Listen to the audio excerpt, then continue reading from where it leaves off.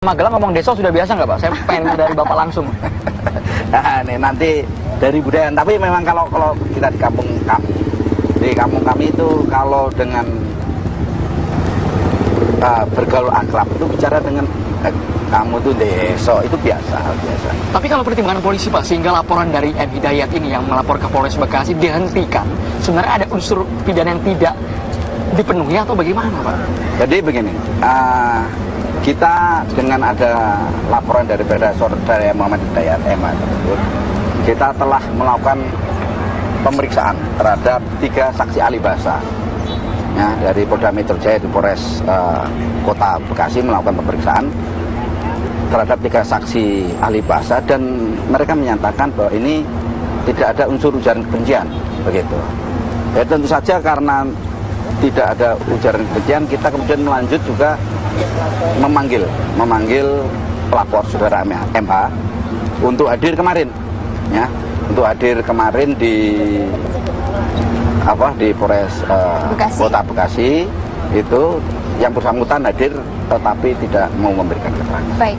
Tapi kalau dari Pak Kudri sendiri, bagaimana menganalisanya? Apakah memang sudah sesuai dengan prosedur kah atau tidak bagaimana? Ya, ini menarik ya kalau kita bicara prosedur. Artinya kan kita harus mengacu ke aturan.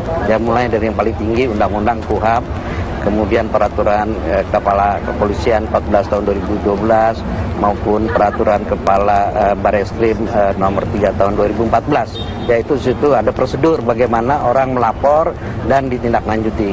Nah, permasalahannya sekarang apakah kepolisian ini sudah mengikuti prosedur yang sudah ada itu ya kan? Nah, artinya laporan polisi itu ya kan kalau menurut perkabanya itu didengar dulu orangnya itu ya, setelah ada orang datang melapor ya, kemudian didengar apa masalahnya ini, kemudian dianalisa oleh atasan yang dari sentra itu, kemudian diajak diskusi pelapornya itu ya. Nah, kemudian polisi itu melihat apakah yang dilaporkan itu telah memenuhi unsur-unsur pidana yang dilaporkan oleh si pelapor itu gitu loh, ya kan? Nah, kalau misalnya sudah ini tidak memenuhi, ada memenuhi, ya kan? Nah, itu harus disampaikan kepada si pelapor. Dan biasanya juga kalau memang ini kan peristiwanya ada, ya buktinya ada. Misalnya peristiwanya itu memang sudah ada, tidak disangka. Kemudian buktinya ini sudah ada videonya, ini kan sudah benar-benar ya. Jadi berdasarkan itu didengar orang yang dilaporkan, ya dia belum jadi tersangka atau apa, tapi orang yang dilaporkan ini maksudnya apa gitu. Nah, jadi diminta keterangannya begitu ya. Kalau memang masih meragukan, ke pihak kepolisian, belum penyidik, kepolisian itu memanggil ahli. Tadi di dalam offline ini sekarang sudah memanggil ahli, ya kan? Ahli itu tentunya komprehensif. Nah, dan yang terpenting ini dalam konteks ini kan sebenarnya soal bahasa. Saya kata tadi di dalam percakapan offline ini kita lihat masyarakat kita ini sangat majemuk sekali, pluralis sekali ya. Jadi tentu bahasa ini sangat penting dalam dia bicara di dalam forum apa, konteksnya apa, relasinya apa, ya. Dan ini mungkin di dalam satu katakanlah satu masyarakat tertentu, bahasa tertentu itu bukan suatu yang kasar. Misalnya saya contoh tadi kata-kata kau, ya. Misalnya di dalam satu masyarakat tertentu, misalnya di Tapanuli atau Sumatera Utara, kau itu biasa saja gitu, ya. Di dalam konteks masyarakat Tapanuli tidak ada perbedaan. Dia lawan bicaranya siapa gitu loh, ya kan? Tapi di dalam masyarakat tertentu, misalnya di Jawa, justru bicara kau itu kasar, gitu, melakukan penghinaan. Dia nggak tahu ini gitu. Jadi kita bisa bicara konteksnya satu. Kemudian di dalam forum apa? Apakah di dalam formal, informal, ya, atau di dalam publik? Nah, ini kan publik. Tapi kalau ini merupakan sudut pandang pribadi dari pelapor yang merasa bahwa ini secara subjektif terusik dengan perkataan Wong Deso misalnya. Ya, karena kan yang melaporkan, dia dalam kulturnya itu berbeda antara orang yang bicara sama orang yang melaporkan, kulturnya berbeda dalam konteks itu.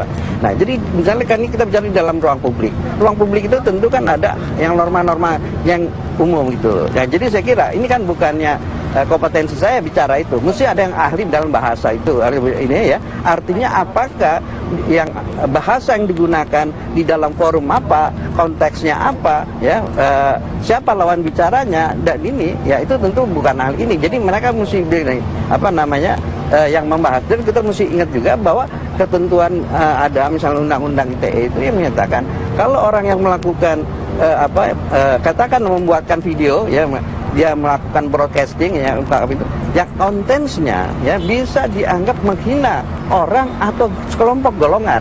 Baik. Ya, jadi ada individu maupun kelompok golongan yang dihina misalnya ini. Jadi saya kira ini dibahas saja oleh pihak kepolisian secara komprehensif. Kira-kira ini telah memenuhi unsur atau tidak dalam konteks publik di Indonesia yang majemuk. Untuk mengetahui bagaimana hal tersebut diinterpretasikan, mungkin Pak Jaya Suprana bisa memberikan informasi mengenai hal ini. Bagaimana analisa Anda? Apakah memang dilihat dari budaya orang Indonesia, dilihat dari bahasa Wong Deso itu sebenarnya bagaimana sih Pak pengertiannya? Begini ya, pertama saya dapat kehormatan juga ke forum yang terhormat ini didampingi dua beliau. Terus terang saya setelah mendengar apa yang beliau utarakan dan uraian dari beliau, terus terang saya merasa diri saya deso betul. Ya, Maksudnya apa tuh dirinya deso tuh? ya karena saya merasa tidak memiliki pengetahuan dan wawasan seluas beliau-beliau ini. Ya, tapi kalau Anda perhatikan cara berpakaian saya ini, sarungan ini, banyak yang mengatakan ini pakaian yang deso. Nah, ya kemudian perkataan deso ini itu sebetulnya sangat luas ya. Kan deso itu asalnya dari desa. Nah kalau deso itu negatif ya, saya kira istilah kementerian itu, Kementerian Desa Tertinggal itu harus diganti juga. Ya, jadi nah ini sekedar menunjukkan betapa kompleks masalah ini. Memang nggak mudah, apalagi ditentukan pada forum ini. Ini betul-betul sudah sampai ke ranah hukum. Ya ini ya. Nah, saya setuju dengan pendapat beliau bahwa ya ini memang sebaiknya kita serahkan kepada pihak yang dipercaya oleh negara ini untuk menangani, yaitu kepolisian. Sementara kan, sebelum kalau polisi bilang, nah memang perlu naik ke pengadilan, ya. Tetapi ini sekali lagi menunjukkan Kebhinneka Tunggal Ikaan bangsa kita, termasuk Kebhinneka Tunggal Ikaan tafsir. Ini konsekuensi, dan yang memang kita jangan hindari. Tapi ya, mari kita bahas. Ya, kita berterima kasih kepada Mas Kaisang yang sudah menyampaikan opini beliau, yang kemudian juga menggunakan istilah deso ini. Saya yakin beliau maksud istilah deso ini pasti tidak negatif. Pak Jaya, walaupun mungkin tujuannya tidak negatif, tapi ketika ada perkataan yang menggunakan istilah Jawa, kemudian dikombinasikan dengan gambar pawai obor yang dianggap multi-interpretatif, dibahas sesaat lagi Bapak-Bapak. Kita ada yang mau lewat berikut ini. Tetaplah bersama Jaya. Bagaimana agar masyarakat yang ingin mengungkapkan opini, ekspresi mereka sesuai dengan tempatnya, agar tidak dipandang ini berbeda artinya dengan apa yang dikatakan Pak Jaya. Kita tahu bahwa anak presiden ini Pak di sosial media begitu aktif Pak, YouTuber juga, vlogger juga. Pak Jaya melihatnya bagaimana? Iya, makanya tadi saya belum selesai kan. Oh iya, dilanjutkan Pak, silakan. Karena ada lewat iklan akan salah dong. Silakan Pak. Saya jadi lupa lagi tadi saya sampai mana. Oke, begini masalahnya. Tapi pastikan saya ceritakan saya subjektif. Iya. Nah, ini masalah ini sudah bukan masalah subjektif lagi. Ini masalah sudah menjadi masalah objektif, yaitu sudah masuk ke ranah apa boleh buat, sudah masuk ke ranah hukum. Jadi maka saya setuju sekali dengan beliau bahwa oke lah, kita kan sudah percaya kepada para penegak hukum. Mari kita percayakan kepada para penegak hukum ini untuk memproses masalah ini. Ya, kalau memang secara hukum memang dinyatakan tidak ada masalah, ya kita harus legowo, harus ikhlas semua pihak, termasuk pihak pelapor. Tapi kalau memang ada masalah, pihak yang dilaporkan juga harus ikhlas, harus menerima ini. Ya, inilah yang dinamakan negara hukum sesuai peradaban dan kebudayaan yang sekarang kita anut. Baik, Pak Pujo, ini Anda melihatnya bagaimana? Makanya sebenarnya pertemuan hari ini menarik, ya. Tapi lebih menarik lagi kalau yang Anda panggil itu pelapor dan yang dilaporkan. Iya. Nah, kebetulan memang pelapor dan yang melaporkan ataupun yang dilaporkan tidak bisa hadir pada pagi hari ini. Ya. Jadi kita aja nih yang ngomongin Ya, membahas makanya masalah ini. kita kita bertanya aja sendiri. Tapi kan kalau dari sisi budayawan Pak, ini kan sudah dimasukin di YouTube. Itu kan sudah lintas waktu, Ya. lintas tempat juga, lintas lokasi. Semua masyarakat dari berbeda karakter dan budaya yang menerima ini, Pak Jaya. Ya, makanya. Tadi kan saya ngomong, mari kita serahkan ke Pihak kepolisian, baik. Baik. Kalau dari pihak Kalau kepolisian bisa sendiri, kita berkait terus.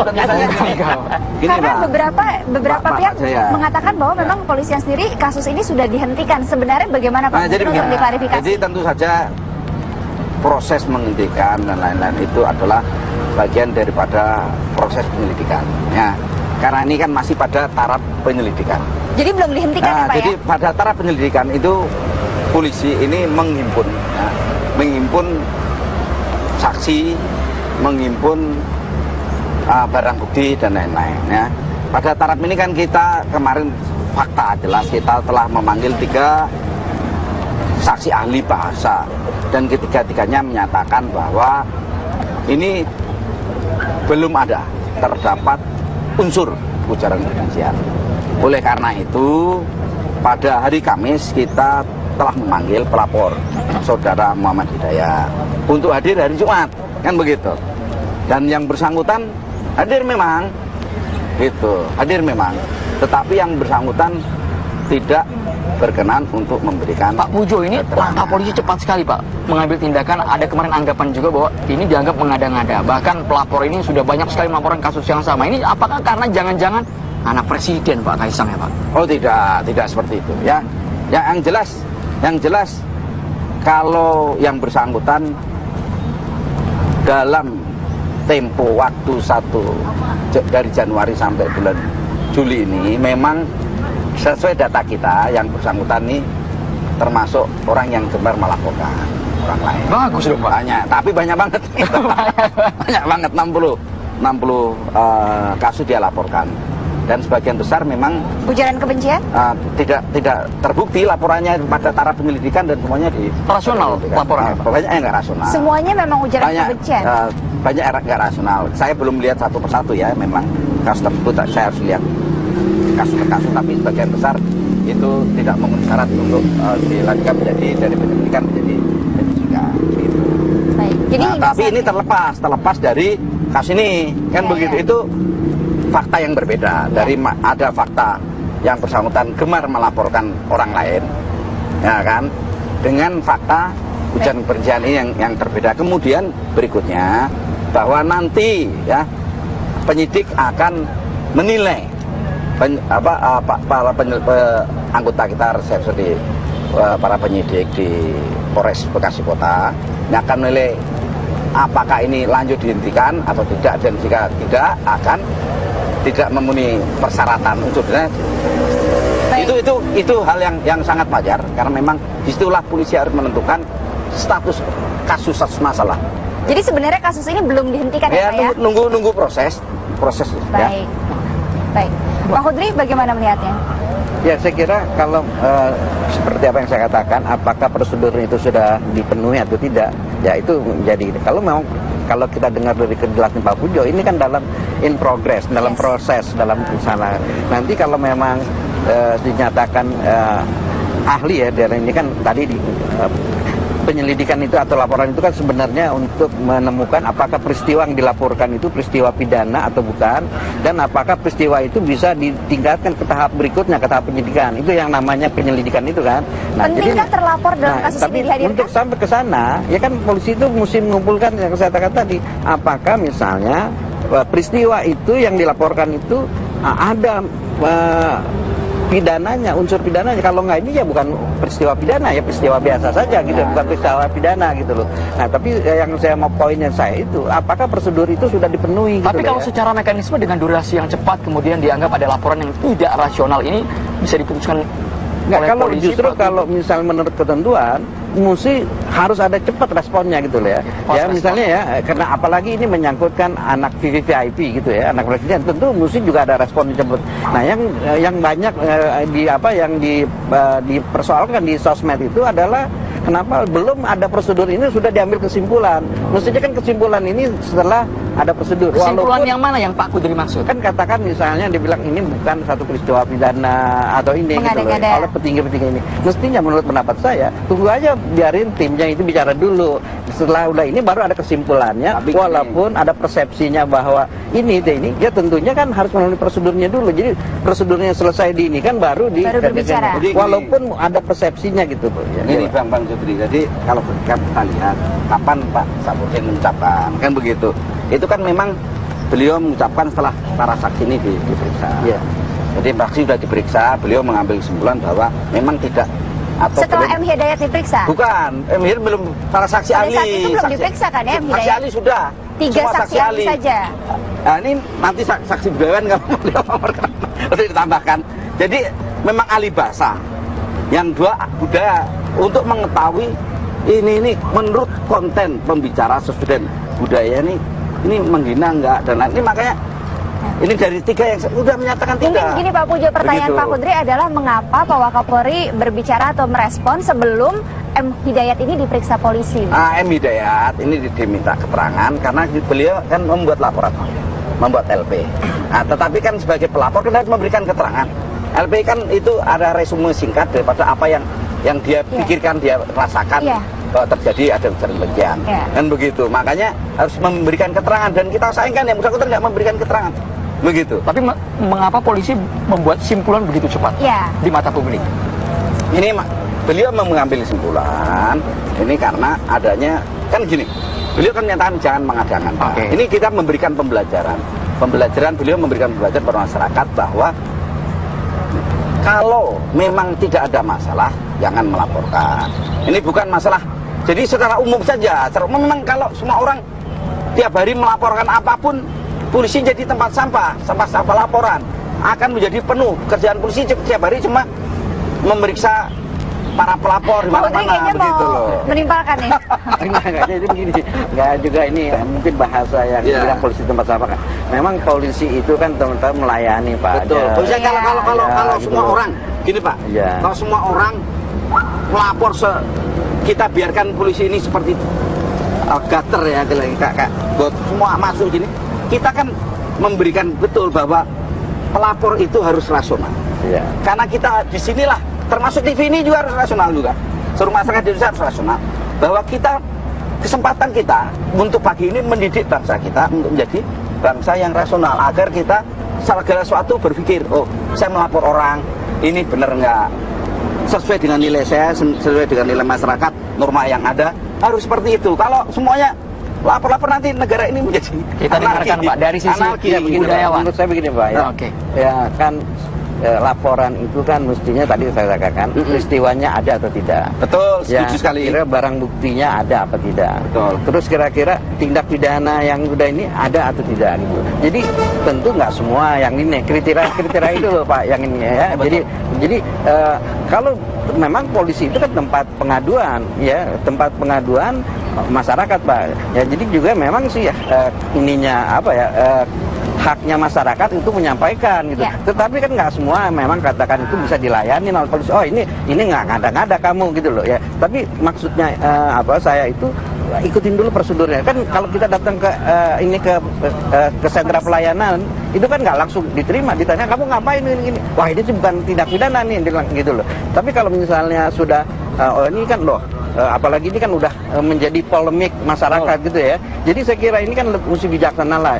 Kita masih ingat lah peristiwa yang lalu. Dulu peristiwa yang lalu yang saya nggak mau sebut itu kan kita berpolemik. Ini tindak pidana, ini penistaan atau bukan. Akhirnya kayak gini, ya kan? Tapi maksudnya saya ini kan kita jangan sampai ke situ dulu gitu loh ya. Sampai ke sana ini udah menjadi polemik. Nah karena udah jadi polemik, saya kira ya ikutin aja prosedurnya. Bukannya kan bukan tindak pidana yang sembarangan lah misalnya gitu ya, tapi ini ada dasarnya orang melapor gitu loh. Jadi saya kira lebih bijaksana ini kita misalkan ikutin prosedurnya, oh ini sih bukan apa-apa, ini sih bukannya penghinaan kan begitu menurut saya. Jadi jangan belum apa-apa, wah ini bukan gitu loh. Nanti Pak Jaya sesaat lagi Pak. Ini yang membuat polemik ini, yang membuat ramai di publik, apakah karena yang bilang Bung Deso ini anak presiden? Ya. Atau seperti apa Pak Jaya? sesaat lagi Pak. Usai jeda berikut ini, Pak Jaya. Siapa Jaya Akhir Pekan, Pak Jaya, ini bagaimana Anda melihatnya sebenarnya masalah ini? Ya, sekali lagi saya terima kasih. Hari ini saya banyak sekali belajar, yaitu tidak ada kesempurnaan di dunia ini. Tidak ada manusia yang sempurna. Yang sempurna hanya yang maha sempurna. Begini, saya tadi mendengarkan beliau. Saya jadi teringat, saya akan cerita lain. Saya menghadiri pada waktu Bukit Duri digusur secara melanggar hukum secara sempurna. Karena bangunan dan rumah dan tanah di Bukit Duri itu dalam proses hukum, nggak boleh disentuh. Beliau tahu itu, kalau disentuh itu pelanggaran hukum sempurna, tidak pidana sendiri. Tapi saya waktu itu sudah mohon kepada pemerintah dan macam-macam sampai menteri waktu itu, tapi gagal. Akhirnya saya minta kepada petugas penggusur. Nah, di sini saya berada. Saya menyatakan, Pak, ini jangan digusur. Bukannya kasihan, bukan belas kasihan lagi, bukan kemanusiaan, tetapi pelanggaran hukum sudah. Kan kita kan negara hukum. Tapi Satpol PP, nah apa? Kita tetap Sudah sesuai prosedur. ya dijalankan. Nah, ini dia prosedur loh ya. Prosedur. Padahal melanggar anunya. Oke. Nah, waktu itu saya terus merasa wah ini parah ini. Tapi kemudian apa yang terjadi? Setelah penggusuran terjadi, saya kan makan di warung-warung kaki lima itu. Kemudian mereka bilang setelah penggusuran terjadi, para penggusur ini menangis. Para penggusurnya ya Pak ya? Menangis. Mereka bilang mereka ini nggak sesuai dengan nurani, tetapi mereka menjalankan tugas. Menjalankan perintah. Iya, tugas itu sudah tugas ya anunya. Kalau sampai itu dia menyalahi tugas profesinya dia. Nah, di sini saya belajar. Ini makna yang mendalam sekali dari satu falsafah Jawa yang kedengarannya dangkal sekali. Ngono ya ngono, ning ojo ngono. Artinya Pak? Nah, begitu ya begitu, tapi tidak begitu. Nah, susah kan? Susah kan? Baik. Nah, dalam kehidupan ini ada kasus-kasus seperti ini. Nah, setelah saya perhatikan, beliau sebetulnya menyampaikan kritik.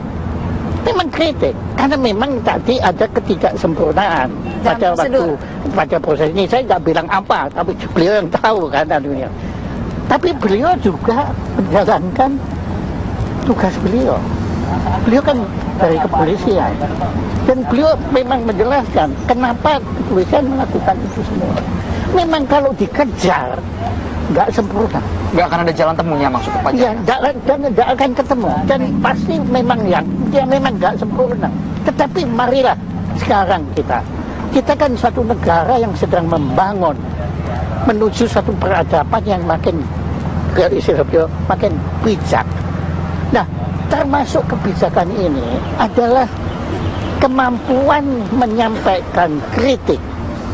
Kalau menurut saya beliau tadi cara menyampaikan sudah sangat bijak, sangat halus, dan sangat saintifik lah kalau istilahnya begitu ya anunya.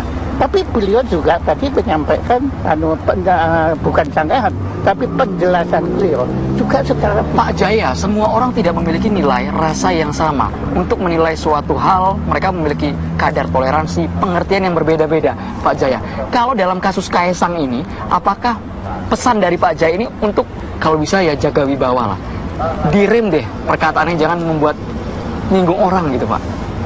terhadap siapa? Terhadap orang yang merasa terusik. Ini saya ngomongnya kepada siapa ini? Ini pesan untuk anak presiden langsung Pak. Kalau menurut saya, nah ini kan Anda tanya kan juga artinya kan pendapat saya pribadi. Pendapat saya pribadi, karena saya kebetulan dekat dengan ayah beliau. Saya dengan Kaesang nggak kenal. Saya tahu benar bahwa istilah deso ini sebetulnya bukan maksudnya menghina. Bukan. Ya, walaupun saya nggak kenal Kaisang, tapi saya kenal ayahnya. Dan saya kira pasti Kaisang mewarisi juga kan. Dan istilah desa ini, alah bang, Pak Jokowi, aku kira potongannya desa, kan beliau ngaku sendiri. Dan itu bukan sesuatu penghinaan, tapi menurut saya suatu kebesaran jiwa beliau di sana. Nah, oke lah. Dalam ini lebih baik jangan tanya saya. Kalau mau tanya tentang ini, Anda undang Kaisang ke sini. Baik, selanjutnya mungkin kita akan coba menghubungi beliau, Pak ya. Nah.